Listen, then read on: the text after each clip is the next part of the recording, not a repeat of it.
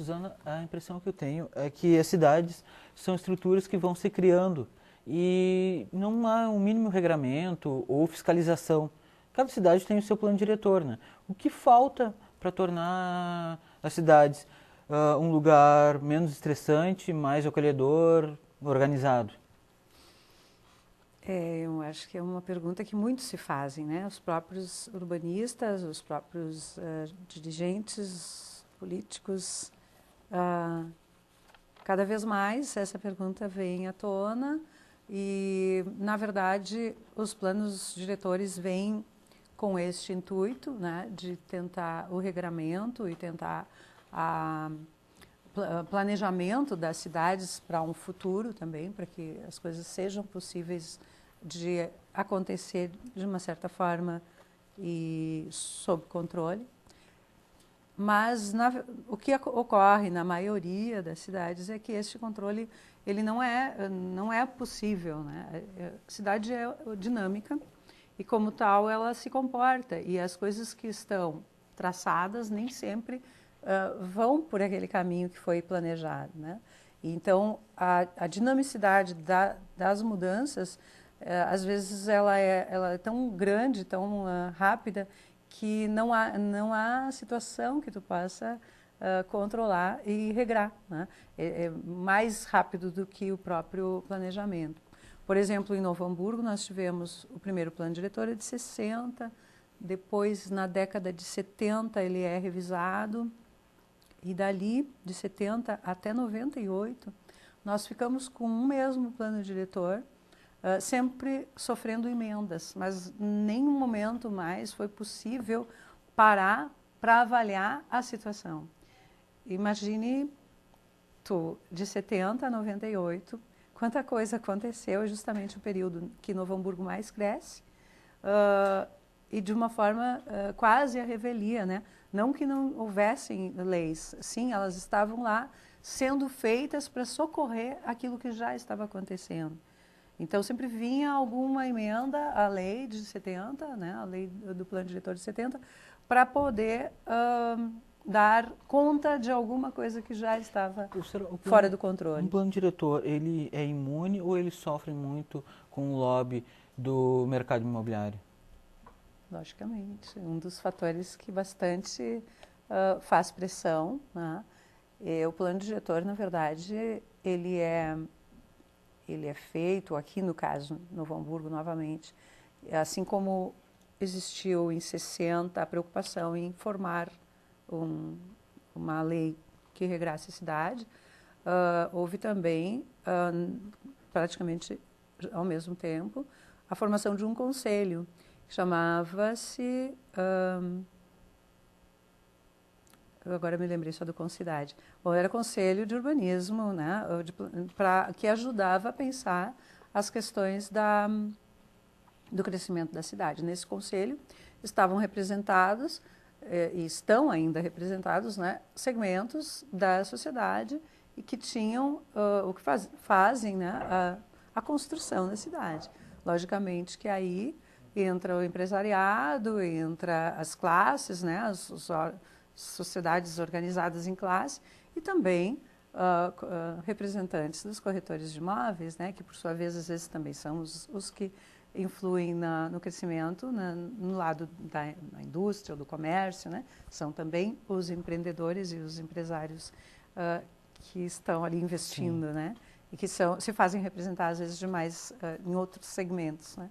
Então, claro, o poder econômico é o principal, eu acho, que faz com que essas coisas se modifiquem e que haja pressão, inclusive, para que elas se modifiquem, em detrimento daquilo que foi pensado pelo técnico.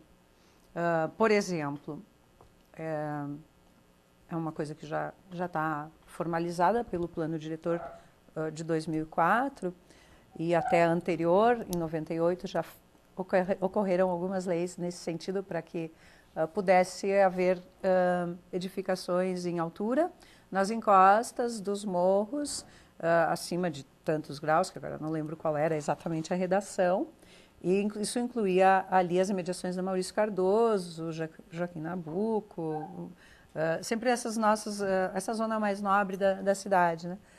houve até, ou pelo menos pelo plano diretor de 70, era proibido.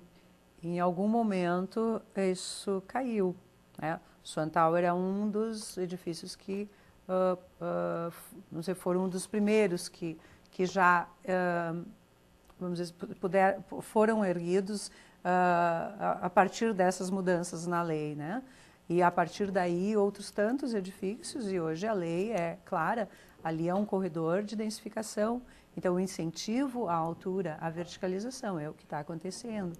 Então, o plano diretor não pode, ele não consegue ser tão duro assim, porque existe a questão econômica, né, e o crescimento que a cidade exige, né, e a cidade vai se formando dessa forma. Você falou em verticalização da cidade. Qual o impacto da verticalização nas relações sociais? Porque eu sempre ouço de que quando as cidades começaram a se verticalizar, as pessoas começaram a morar em apartamento, houve um isolamento. Isso corresponde mesmo ou é mito?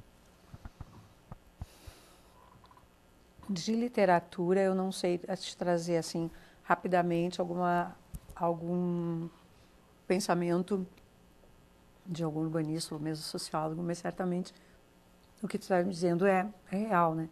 A verticalização faz com que muitas pessoas morem ao mesmo tempo no mesmo lugar.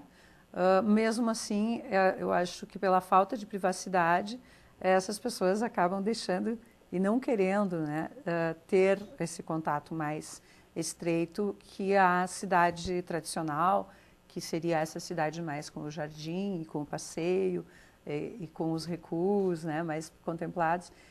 Uma cidade um pouco mais lenta, né, não tem como fazer disso a mesma coisa, né. Uma coisa é a cidade mais modernista, do ponto de vista do crescimento, onde o prédio isolado, ele fica num terreno maior, né, e esses prédios isolados formam um conjunto, ou até os prédios podem estar mais adensados, mais próximos, mesmo assim eles são isolados, né? Quando a gente entra com o carro, desce na garagem, fecha a porta do carro, entra no elevador e entra dentro do seu apartamento, sem precisar necessariamente ver ninguém, de preferência não se vê ninguém, né? Não se cumprimenta o vizinho da frente, porque a gente às vezes nem conhece quem mora na frente. Devem ter estudos bem importantes sobre isso, questão sociológica, que eu agora não teria como te trazer, não, mas a gente sabe, isso é real, né? Como é que era a cidade tradicional? A cidade tradicional, existiam as casas, a venda da esquina, né? E as coisas misturadas no decorrer do percurso, vamos dizer, que a gente fazia até em casa. Certamente a gente para na padaria, ou desce do carro e vai a pé até o local mais próximo, né, de uso. E isso já, na verticalização, isso já quase não acontece. Tu sais do shopping, vai para o shopping, busca as tuas coisas e volta para casa. Ou vai até o supermercado, a mesma situação, né, deixa o carro dentro de um estacionamento, faz suas compras, é muito mais isolado, né, muito mais egoísta. A senhora usou o termo cidade tradicional. A cidade tradicional utilizava o centro como centro de tudo. Hoje, os centros urbanos de todas as cidades são locais abandonados. Abandonados no sentido de cuidado. E sempre se reclama de que o centro é um lugar que não dá para ir. Em que momento que houve esse isolamento em bairros e se abandonou o centro?